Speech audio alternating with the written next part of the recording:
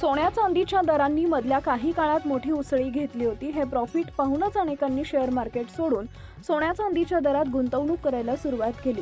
मात्र दुसरीकडे हेच दर हळूहळू कोसळायला लागले। सोन्याच्या किमतीमुळे सध्या सर्वसामान्यांचं बजेट कोलमडले। मात्र आता जणू काही सोन्याच्या झळाळीला उतरती कळा लागल्याचं संकेत मिळत आहे।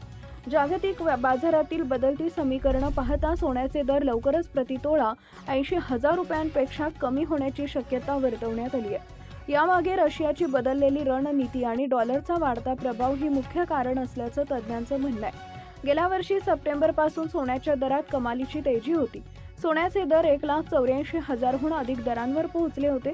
मात्र 30 जानेवारी नंतर किमतीत 10% अधिक घसरण झाली आणि गेल्या 15 दिवसांपासून बाजारात अनिश्चितता आहे। आता हा ट्रेंड घसरणीकडे झुकताना दिसतोय।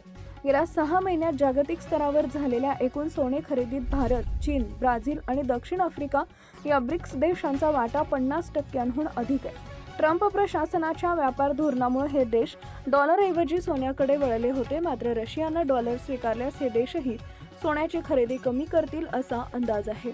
मागणी घटल्यास किमती कमी होतील। या निर्णयानं सामान्य जनता मात्र अत्यंत अडचणीत आली आहे। आता सोने खरेदी करावी की विकावं हा प्रश्न त्यांच्या समोर पडलाय। या बातमीमुळे अकोला जिल्ह्यासह संपूर्ण विदर्भातील सोनेधारक चिंतेत दिसतायत। नवनवीन बातम्या पाहण्यासाठी आजच विदर्भ दूत न्यूज चॅनलला सबस्क्राईब करा आणि बेल आयकॉनला सुद्धा क्लिक करा।